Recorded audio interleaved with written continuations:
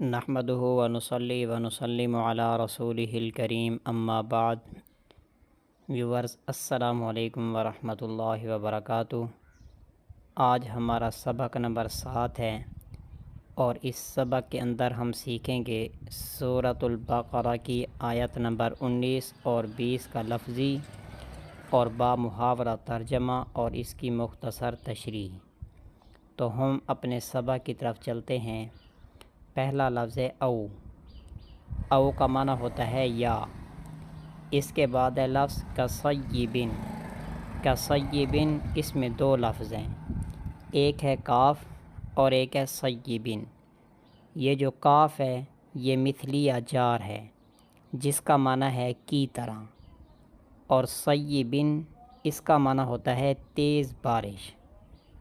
اب ان دو لفظوں کا ترجمہ یہ بنے گا او کا صیبن، یا ان کی مثال ایسے ہے جیسا کہ تیز بارش ہو رہی ہو۔ آگے لفظ ہے من، اس کا معنی ہے سے۔ اس کے بعد لفظ ہے السماء، اس کا معنی ہے آسمان۔ اب یہاں تک ترجمہ ہے او کا صیبن، یا ان کی مثال ایسے ہے جیسا کہ تیز بارش ہو رہی ہو آسمان سے۔ فی ہی، یہ بھی دو لفظ ہیں، ایک ہے فی اور ایک ہے ہی۔ فی کا معنی ہوتا ہے میں، اور ہی یہ ضمیر ہے، اس کا معنی ہے اس یعنی بارش۔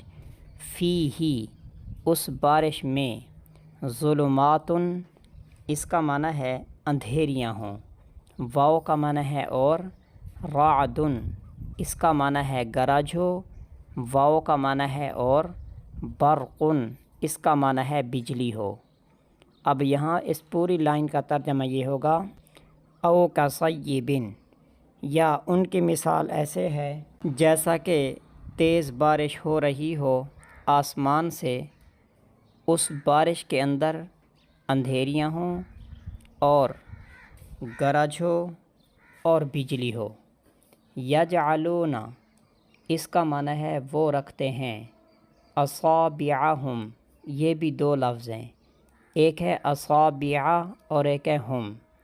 اصابع اس کا معنی ہوتا ہے انگلیاں، ہم اس کا معنی ہے وہ لوگ یا اپنی۔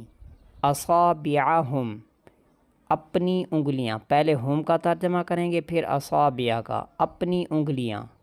اب یہاں تک ہوگا یجعلون وہ رکھتے ہیں، اصابعہم اپنی انگلیوں کو، فی کا معنی ہے میں، آذانہم یہاں پر بھی دو لفظ ہیں، ایک ہے آذان اور ایک ہے ہم۔ آذان کا معنی ہے کان، ہم کا معنی ہے ان کے۔ آذانہم اپنے کانوں میں۔ اب یہاں تک ترجمہ ہے یجعلون وہ رکھتے ہیں، اصابعہم اپنی انگلیوں کو، فی آذانہم اپنے کانوں میں۔ آگے لفظ ہے من۔ من یہاں پر سبیہ ہے جس کا معنی ہے کی وجہ سے۔ الصواعق اس کا معنی ہے کڑک۔ حذر اس کا معنی ہوتا ہے ڈر، حذر اس کا معنی ہے ڈر۔ الموت اس کا معنی ہے موت۔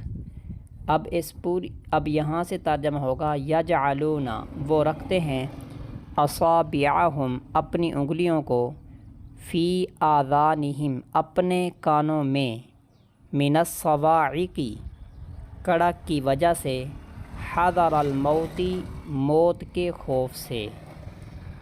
واو کا معنی ہے اور، اللہ اس کا معنی ہے اللہ، محیط اس کا معنی ہے احاطہ کرنے والا ہے، احاطہ کیے ہوئے ہے، بالکافرین با کا معنی ہے یہاں پر کو، الکافرین کا معنی کافروں، اور اللہ احاطہ کیے ہوئے ہے، واللہ محیط بالکافرین اور اللہ احاطہ کیے ہوئے ہے کافروں کا۔ اس کے بعد آیت نمبر 19 ہے یکادو۔ یکادو کا معنی ہے قریب ہے۔ البرق اس کا معنی ہے بجلی۔ یخطف اس کا معنی ہے اچک لے۔ اس کے بعد لفظ ہے ابصار۔ ابصار کا معنی بینائی، ہم کا معنی ان کی۔ یکاد البرق یخطف ابصارہم قریب ہے کہ بجلی اچک لے ان کی بینائی کو۔ کلما اس کا معنی ہے جب بھی، اضاء روشنی ہوتی ہے، لہم دو لفظ ہیں، ایک ہے لام اور ایک ہے ہم۔ لام کا معنی ہے کے لیے، ہم کا معنی ہے ان۔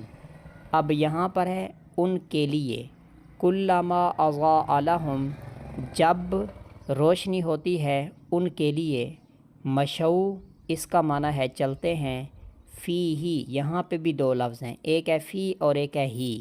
فی کا معنی میں، ہی کا معنی اس یعنی روشنی۔ فی ہی مشو فی ہی چلتے ہیں روشنی میں۔ و اذا واو کا معنی ہے یہاں پر اور، اذا کا معنی ہے جب، اظلم اس کا معنی ہے اندھیرا ہو جاتا ہے، علیہم یہاں پر بھی دو لفظ ہیں، ایک ہے علی اور ایک ہے ہم۔ علی کا معنی ہے پر، ہم کا معنی ہے ان، علیہم ان پر۔ قاموا اس کا معنی ہے تو وہ ٹھہر جاتے ہیں۔ وَإِذَا أَظْلَمَ عَلَيْهِمْ قَامُوا اور جب اندھیرا ہو جاتا ہے ان پر، قاموا وہ ٹھہر جاتے ہیں۔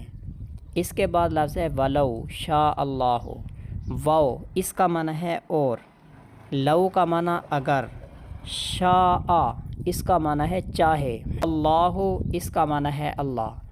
وَلَوْ شَاءَ اللَّهُ اور اگر چاہے اللہ، لَذَهَبَ لام کا معنی ہے پکی بات ہے البتہ، ذہب کا معنی ختم کر دے، لَذَهَبَ تو ختم کر دے، بِسَمْعِهِمْ تین لفظ ہیں، ایک ہے یہاں پر با، ایک ہے یہاں پر سمعی اور ایک ہے ہم۔ تو با کا معنی ہے کو، سمعی اس کا معنی ہے سننے کی قوتیں، ہم کا معنی ہے ان کی۔ اب اس ساری کا ترجمہ ہوگا بِسَمْعِهِمْ ان کے سننے کی قوتوں کو۔ واو کا معنی ہے یہاں پر اور، ابصار دیکھنے کی قوتیں، ہم کا معنی ان کی، وَأَبْصَارِهِمْ اور ان کے دیکھنے کی قوتوں کو۔ وَلَوْ شَاءَ اللَّهُ لَذَهَبَ بِسَمْعِهِمْ وَأَبْصَارِهِمْ اور اگر چاہے اللہ تو ختم کر دے ان کے سننے کی قوتوں کو اور ان کے دیکھنے کی قوتوں کو۔ ان اس کا معنی ہے بے شک، اللہ اس کا معنی ہے اللہ، علی اس کا معنی ہے پر، کل اس کا معنی ہے تمام، شیء اس کا معنی ہے چیز، قدیر اس کا معنی ہے قادر ہے۔ ان اللہ علی کل شیء قدیر بے شک اللہ ہر چیز پر قادر ہے۔ اس آیت کے اندر اللہ تبارک و تعالیٰ نے منافقین کی مثال پیش کرتے ہوئے فرمایا کہ ان کی مثال ایسے ہے جیسا تیز بارش ہو، اندھیریاں چھائی ہوئی ہوں، گرج بھی ہو اور بجلی کی چمک بھی ہو، موت کا سامنا ہو، جو لوگ وہاں موجود ہوں کڑک کی آواز کی وجہ سے خوف زدہ ہو رہے ہوں اور ڈر رہے ہوں کہ ابھی موت آ جائے گی، کڑک کی آواز کی وجہ سے کانوں میں انگلیاں دیے ہوئے ہیں، سخت بجلی ان کی آنکھوں کی روشنی سلب کرنے کو ہے، اسی حیرانی اور پریشانی میں کھڑے کھڑے جب ذرا بجلی چمکتی ہے تو اس کی روشنی میں ایک دو قدم چل لیتے ہیں، اور جب اندھیرا چھا جاتا ہے تو حیران سرگردان کھڑے رہ جاتے ہیں۔ منافقوں کی یہی حالت ہے، جب غلبہ اسلام کو دیکھتے ہیں اور اس کا نور پھیلتا ہوا نظر آتا ہے تو اس کی طرف بڑھنے لگتے ہیں، پھر جب دنیا کی محبت زور پکڑتی ہے اور دنیاوی فائدے کفر اختیار کیے رہنے میں نظر آتے ہیں تو کھڑے کے کھڑے رہ جاتے ہیں، یعنی ایمان کی طرف بڑھنے سے رک جاتے ہیں۔ اللہ اپنے علم و فضل سے سب کا احاطہ کیے ہوا ہے، اس کی طرف بڑھنا، اس کا دین قبول کرنا لازم ہے۔ وہ چاہے تو سننے اور دیکھنے کی ساری قوتیں ختم فرما دے، بے شک اللہ تبارک و تعالی ہر چیز کے اوپر قادر ہے۔ مفسر بیضاوی رحمۃ اللہ علیہ لکھتے ہیں کہ منافقین کو اصحاب سیب یعنی تیز بارش والوں سے تشبیہ دی۔ ان کے ظاہری ایمان کو جو کفر اور دھوکے بازی کے ساتھ ملا ہوا تھا، ایسی بارش سے تشبیہ دی جس میں اندھیریاں ہوں اور گرج ہو اور بجلی ہو۔ یہ تشبیہ اس اعتبار سے ہے کہ بارش اگرچہ فی نفس ہی نافع ہے، لیکن جب مذکورہ صورت میں بارش کا نزول ہو تو اس کا نفع ضرر میں، نقصان میں بدل جاتا ہے۔ اور منافقین نے جو نفاق اختیار کیا کہ مومنوں کی طرف سے جو تکالیف پہنچنے والی ہوں اور کھلے کافروں کی طرف سے جو تکلیف پہنچتی ہوں ان سے بچاؤ ہو جائے، ان کی اس منافقت کو کانوں میں انگلیاں دینے سے تشبیہ دی، جیسے کوئی شخص بجلیوں کی کڑک کی وجہ سے اپنے کانوں میں انگلیاں دے رہا ہو اور موت سے ڈر رہا ہو، تو جس طرح کانوں میں انگلیاں دینے سے اللہ تبارک و تعالیٰ کی قضاء و قدر کو اور اللہ کے فیصلوں کو نہیں ٹالا جا سکتا، اسی طرح منافقت اختیار کرنے سے بھی مصائب اور آلام سے حفاظت نہیں ہو سکتی۔ اور شدت الامر کی وجہ سے جو ان کی حیرانی اور پریشانی تھی کہ کیا کریں کیا نہ کریں، اسے بجلی سے تشبیہ دی کہ کوئی موقع پاتے ہیں تو ذرا اپنے مقاصد میں آگے بڑھ جاتے ہیں، مگر ساتھ ہی یہ خوف لگا ہوتا ہے کہ بجلی ان کی آنکھیں نہ اچک لے، لہذا چند قدم چلتے ہیں، پھر بجلی کی چمک ختم ہو جاتی ہے تو بلا حس و حرکت کھڑے کے کھڑے رہ جاتے ہیں۔ اس مثال